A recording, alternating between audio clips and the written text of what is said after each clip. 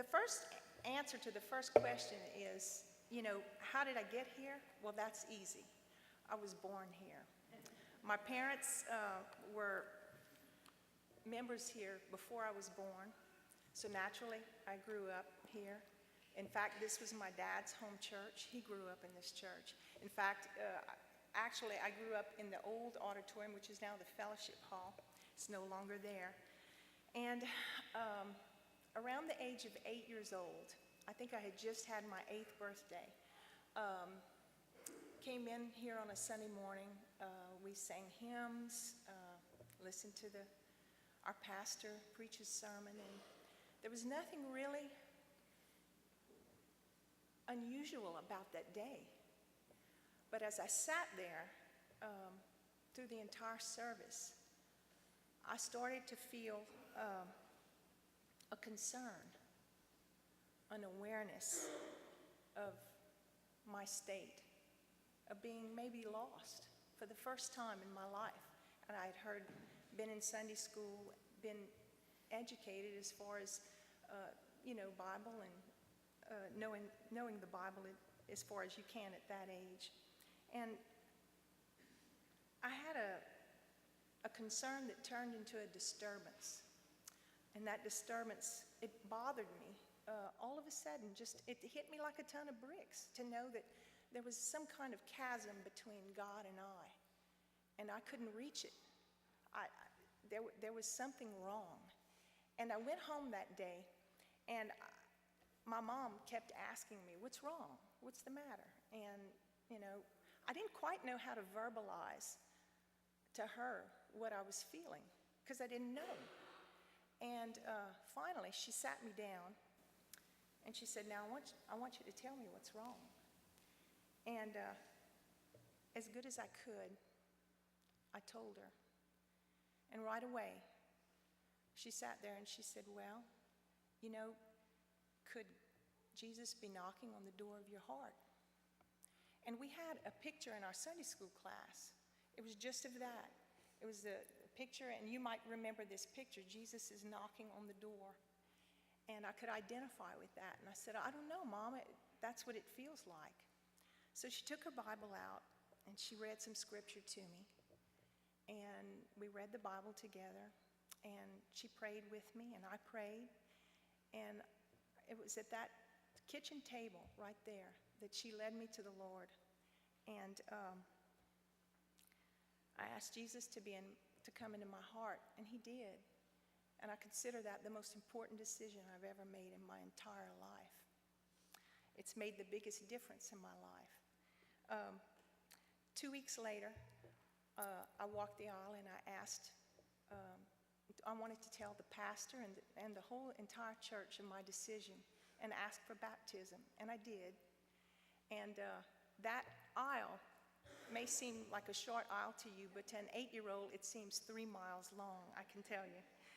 But fast forwarding through the next few years, my church life consisted of Sunday school, Bible study, training union, Wednesday night Bible study, vacation Bible schools, youth camps, the whole bit. And in 1976, I met David Pulling, and we fell in love, and we were married in May of 1977. David worked up at Louisiana College, and I was a part-time student, and I had a part-time job then. So we lived 4 years up in Pineville, and for the first time in my life, I walked into a church, and other than David, they didn't know me, I didn't know them. And I appreciate that experience because it was a wonderful experience. It was such a loving church, and they welcomed me, and I became a part of them, and they became a part of me. And I can identify now with someone coming into our church being a stranger, and how important it is to greet and to make them feel welcome and loved. And I think our church does a wonderful job of that. But after 4 years, we came back to Eunice, and there was no question as to where we would attend church. And our children were born here, Zach and Ann, and they also made professions of faith and were baptized here. And so many people along the years have made an impact on my life in this church. So many Sunday school teachers, training union teachers, deacons, just name, I'd be here all day naming them, but I consider my church my family.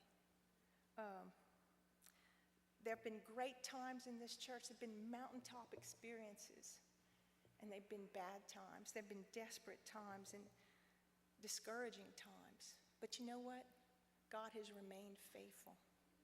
He is faithful and is true to his word. And his grace is sufficient, and it has been for us, hasn't it? You know, why I have stayed in what this church has meant to me, the answer to those questions, our church is a family place. It's a great place to raise a family, to worship as a family. Have we always been the people we're supposed to be? Have we always said what we're supposed to do, or said what we're supposed to say, or do what we're supposed to do? No, because we're not perfect. We're people, and we make mistakes. But this is a place where our family prays for one another, where we encourage one another, where we empathize and sympathize with one another, where we forgive one another. We share the good news with other people and with each other. And we try to produce fruit.